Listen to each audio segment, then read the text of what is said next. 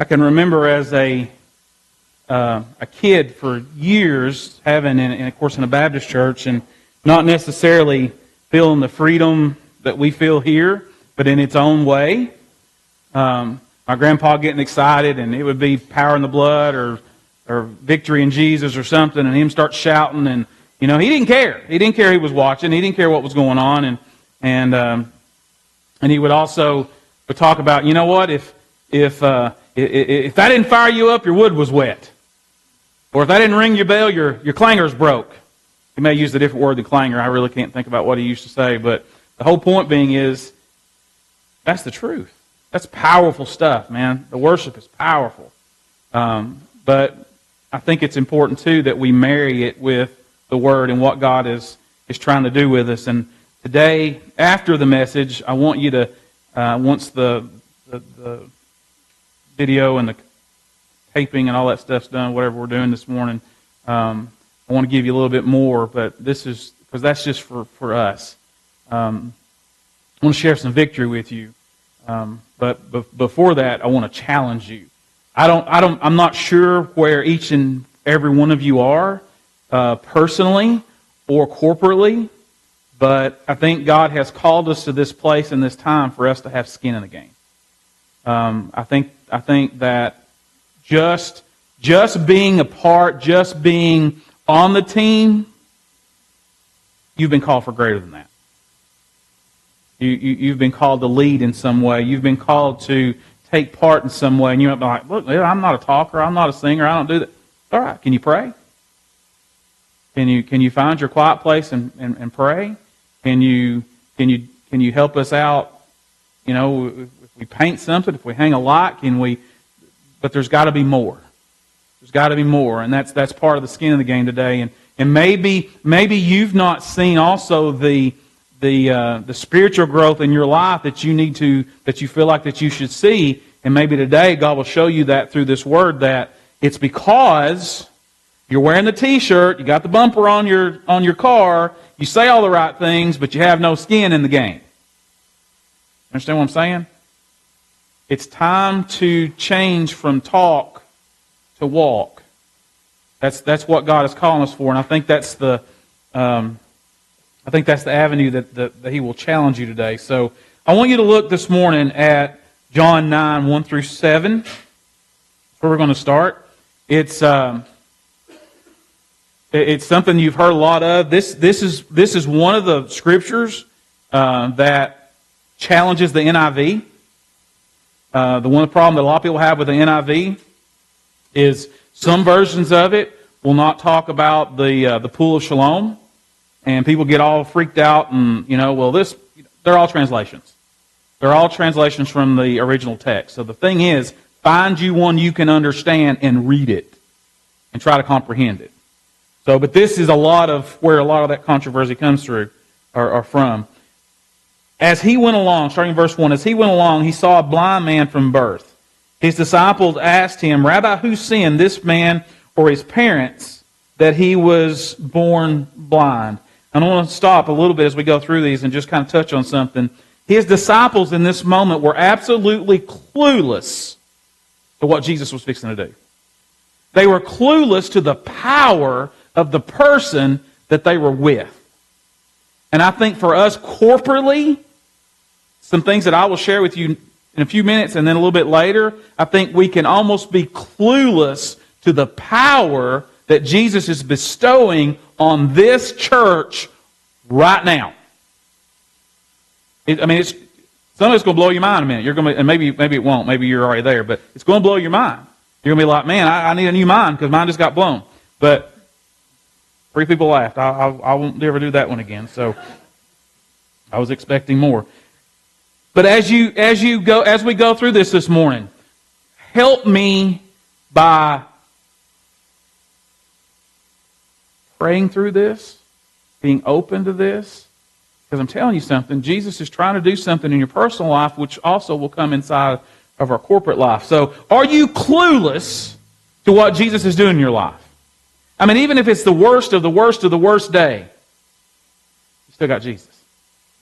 The worst thing the enemy can do to you, if you get nothing else out of today, and the rest of this makes no sense to you, get this. The worst thing that the enemy can do to you, and Jesus has got to allow it. Don't forget that part of it. We give Satan way too much credit. He doesn't have that kind of power. Jesus has got to allow him to do stuff. But what if today Jesus allowed Satan for you to either make a poor decision or God just said it's time, and tragically today, some way, somehow, you go home to Jesus. That's the worst thing that can happen? Go home to Perfectville, where you worship all the time? We don't hold a candle to what's going to go on up there. And if you got a problem with worship, you might want to get into it, because there's going to come a time that's all you're going to do.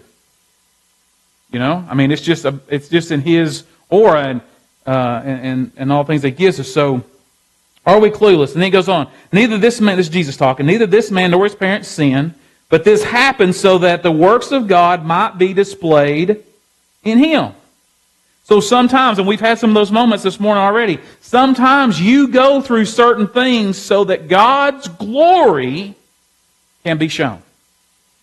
I'm believing with everything inside of me, Rebecca, that you were told this for God's glory.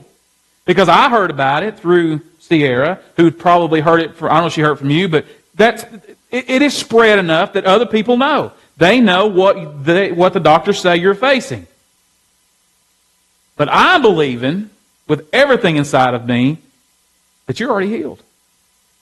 And that the next time you go to the doctor, they're like, the MRI, the X-rays, or whatever they do, the blood. I don't know what they do in those situations, but whatever that is, they're like, there's got to be a mistake. We need to run another test because there's nothing here. I'm believing that. You know, I don't want to go on past that and say, well, sometimes no. I'm believing that. That's what I want to believe. That's my Jesus, because He has that kind of power. So sometimes we go through things for glory, and Jesus is trying to make His disciples see that some of the, now let's not stop there for a minute though. Some of the crap that you're going through, you're doing it to yourself. I've done it to myself. I mean, how many of you in here have ever hit your finger with a hammer? Did Satan do that to you? No. You did that to yourself. How did it feel? You didn't like it very much, did you? You probably said some words you wouldn't be proud about talking about in here. But the whole point being is stuff like that happens in our life, we'll be like, oh, it's a spiritual. No, sometimes it's us. Sometimes it is a spiritual attack. And sometimes it's just plain old us. And I'm pretty good at the plain old us part. You know, and then wonder, well, what happened? Mike happened. That's what happened. So Jesus is trying to make sure they know, though, that sometimes you go through these things for His glory. As long as it is day, we must do the works of Him who sent me. Night is coming when no work can be done. While I am in the world, I am the light of the world. After saying this, He spit on the ground, made some mud with saliva, and put it on the man's eyes. Now, starting at the top of this part, as long as there is day, we must do the works of Him who sent us. So it's not our works, it's not the church's works, it's His works. It's what He wants. If we'll focus on what He wants and not be fearful, don't get late, don't try to dissect everything, don't try to figure out how we're going to do this, how we're going to pay for this, how, and realize that you serve the how fixer. If you had been two seats closer, I'd spit on you, Wes. So I'm glad you are where you are. But and I know that's terrible. I don't know if it's terrible English or not, but it makes no sense. But we serve the how fixer. There's no mess that heaven can't heal. You sing that. But do you really believe that? And the end of this is beautiful because it says, He spit. You might not think that's beautiful, but He spit. Now think about that. I mean, I did it just a second ago, but it didn't have the same power. Although that same power lives in me, so maybe we should dissect that for a minute. He spit on the ground, made some mud with His saliva, and put it on the man's eyes. Now, you might be thinking, that's kind of gross, or maybe you're thinking, hey, if I'm in that shape, I'll take whatever Jesus gives me. But you could be saying, well, boom, in that moment, the healing comes. But is that when a lot of times that's where that message stops. But I'm telling you right now, that is not where the healing came. Because Jesus said, if you want this healing, you've got to have skin in the game. If you want this church to be the light on the hill in Livingston, because let me just tell you something, there is some spiritual warfare going on in this town. There's some churches right now having the daylights attacked out of them. And I don't have a clue what's going on. But I've heard some things even today that has shook me a little bit. I'm telling you, the attacks will come. But we need to remember who the attacks are from. It's not flesh and blood. Sometimes it's me. It's us that are attacking each other. Notice what Jesus does. He could have said, you're healed, go on. He said, go. He told him to wash in the pool of Siloam, which means sent. So the man went and washed and came home blind. No, he came home seeing. That's when he got his healing. It could have happened in the moment Jesus touched him, but that's not what Jesus was up to. Jesus had already told his disciples, this is for my glory. But sometimes his glory takes our feet to accomplish it. Sometimes his glory means we've got to have skin in the game. It's going to cost us something. It might cost us comfort. It might cost us financially. It might cost us physically. But it's going to cost us something. Quit saying, I want out of this mess and doing nothing about it. Quit saying, I want more and saying, Jesus, I want more, and then not doing anything about it. He can give you more just like that. But a lot of times in this situation, the healing comes once you get up off your tushy and walk. It's been a long time since I said tushy. In fact, I think we were at the edge last time I said tushy. But the whole point being is, get up. Go get it. The healing is there for you to have. The biggest blessings or miracles have always come after the step of faith or when we have skin in the game. All right. So what does that mean? Well, I got a little more. Matthew 14, 22 through 33. Scripture that we've talked about several times. Immediately as Jesus made the disciples get in the boat and go on the other side ahead of him, when he dismissed the crowds while he dismissed the crowds, after he dismissed them, he went up on the mountainside by himself to pray. Later that night he was there alone, and the boat was already a considerable distance from land, buffeted by the waves because of the great winds against it. Shortly before dawn, Jesus went out to them walking on the lake. When the disciples saw him walking on the lake, they were terrified. It's a ghost, they said, and he cried out in fear. But Jesus immediately said to them, take courage, it is I. Don't be afraid. Lord, this is Peter. God bless Peter.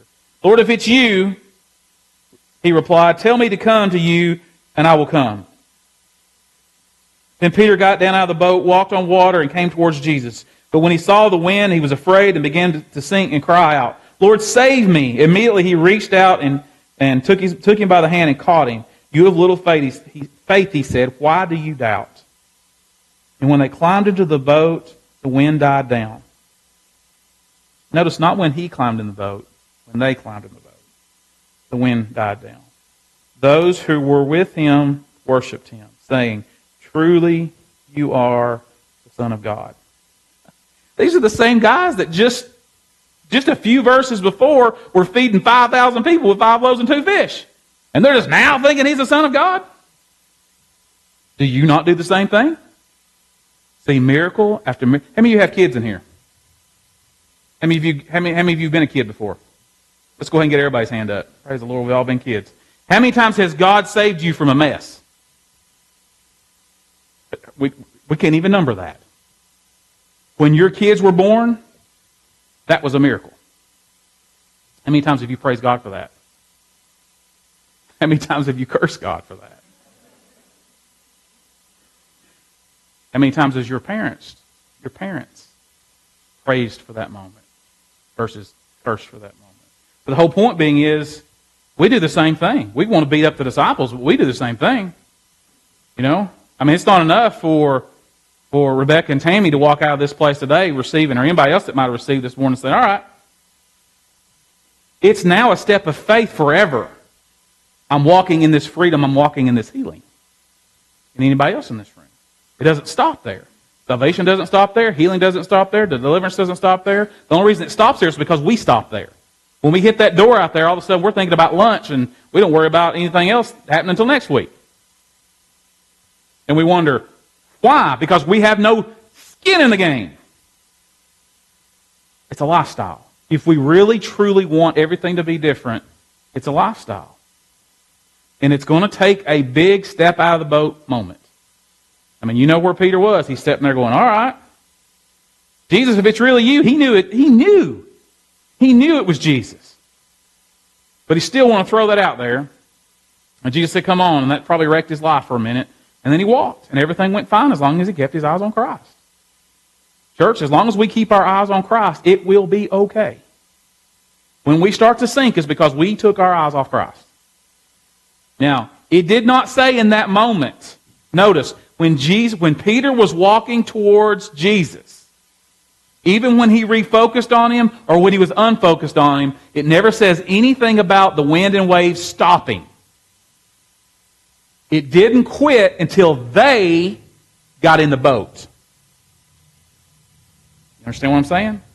So when you step out of the boat and think, okay, I'm going to have this faith walk for Jesus, it's all going to be grand. No, it's not. Spiritually, it'll be grand, but you're going to have stuff come against you. The wind and the waves are going to keep coming. Stay in the boat with Jesus and watch what happens. Make sure he's in your boat. We've talked about this before. Some of you ain't got a boat. You never owned a boat in your life. Some of you got all kinds of boats. Some of you live right next to a bunch of people who's got boats. I'm on the back row back there. Everybody down turns around and looks and says, who's your back row?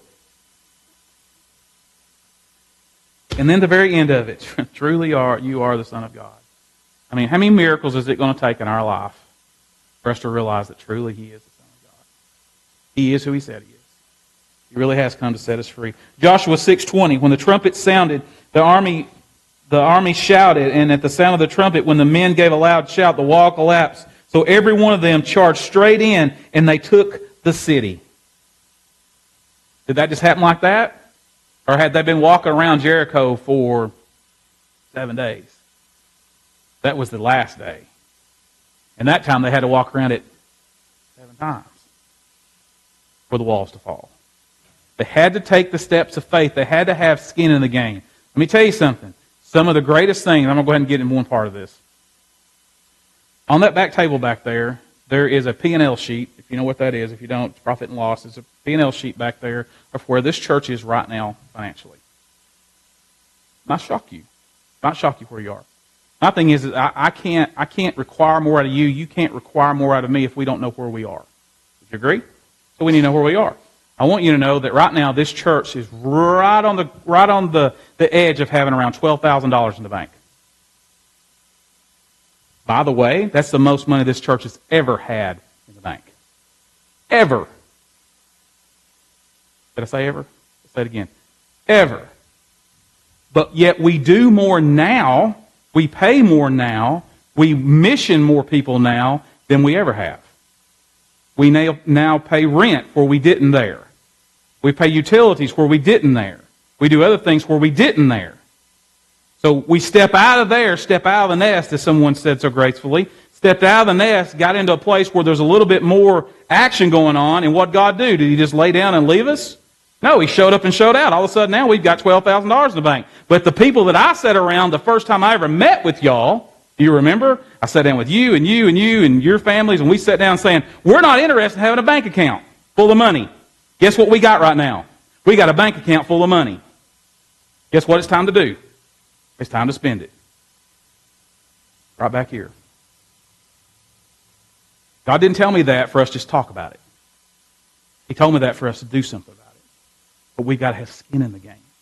Right now, you'll see the paper, right now we average a savings if offerings were to stay the same, we save somewhere between $550 and $600 a month that goes in that pot.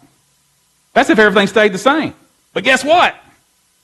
If God's calling me and you to have skin in the game, it's going to cost us a little bit more.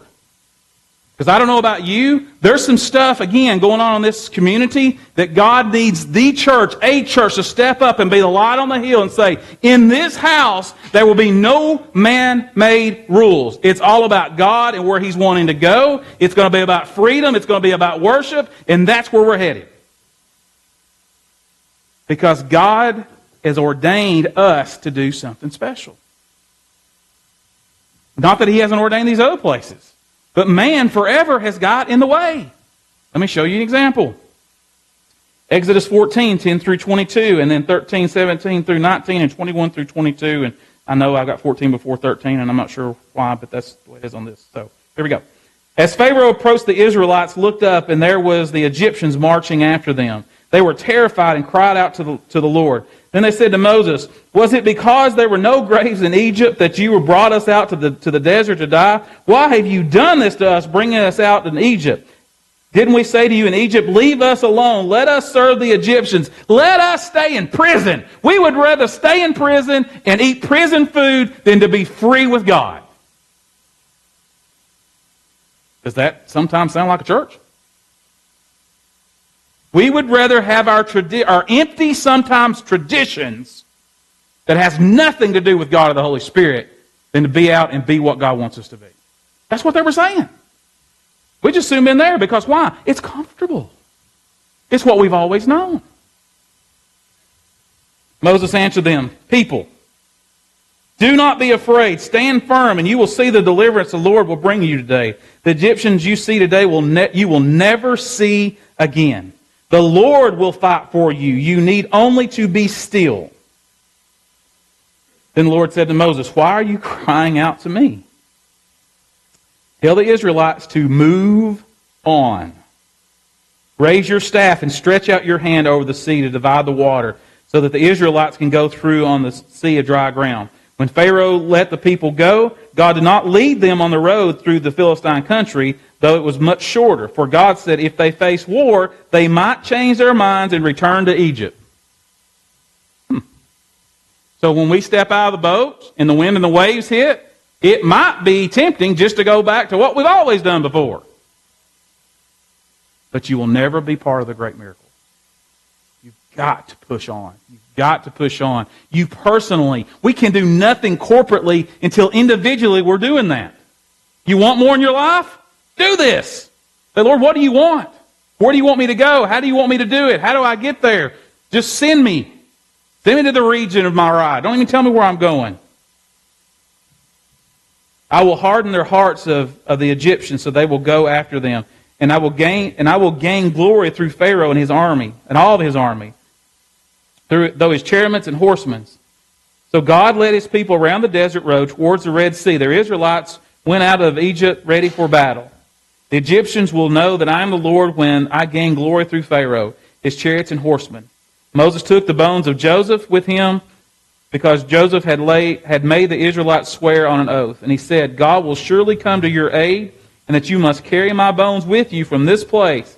Then the angel of God, who had been traveling in front of the Israel army, withdrew and went behind them.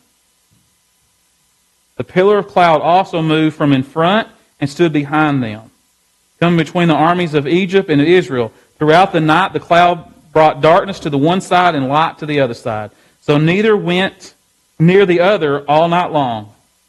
By day, the Lord went ahead of them in a pillar of cloud to guide them on their way, and at night with a pillar of fire to give them light, so they could travel by day or night. Then Moses stretched out his hand over the sea, and all night the Lord drove back the sea and the strong winds from the east-west and turned it into dry land. I mean, it wasn't even muddy land. It was dry land. The waters were divided. Neither the pillar of the cloud nor day nor the pillar of fire by night left its place in front of the people. And the Israelites went through the sea on dry ground with a wall of water on the right and the left.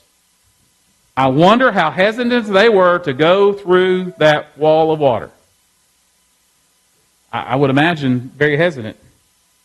Just like you and I. If we're honest, just like you and I would be. But that's what Jesus is asking us to do. He's asking us to step out. To get out of the boat and do something crazy for Him. What's your place in it? I don't know. But the great thing is, is we know who goes before us. We know who's behind us. And when we walk through that, when that stuff starts chasing us, that water will fall on them. As long as we keep our eyes on Jesus. But for us to do this corporately, that we'll talk about in just a second, we've got to do it individually first. We've got to be at a place where we're letting go and letting God, being challenged. You know, we're only strong as our weakest link. Sometimes that's me. I'll just go ahead and tell you. Sometimes I can be the weakest link. Every one of us in here could raise our hand to that. Sometimes we can be the weakest link. But God is challenging us now to be spectacular in faith for Him. But it begins with you and your families in your homes willing to step out and say, Lord, whatever you want. Whatever you want to do. Even if that means move me. Let me go ahead and tell you my prayer. Lord, if I'm misguiding this, if I'm misleading this for this church, then get me out of here. And that even means if you need to take me home, take me home. I want what He wants. I want to be radical, though, for Him. And I hope you understand that, and I hope you will take that. Father, I pray that in this moment that we understand that it's a challenge this morning. Wonderful worship. We have seen 2 miracles take place that I hope we understand that. We've seen 2 miracles take place.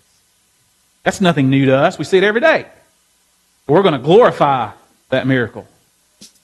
That beautiful voice that's singing out to us now. A miracle.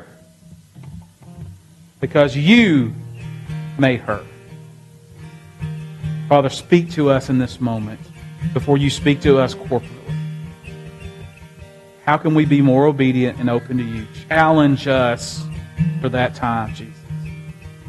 We lay ourselves down now, humbly in front of you, and say, Lord, your will be done, not ours. If I've missed it, tell us. But I know where you're headed, and it's for greatness. Not for us, but for you.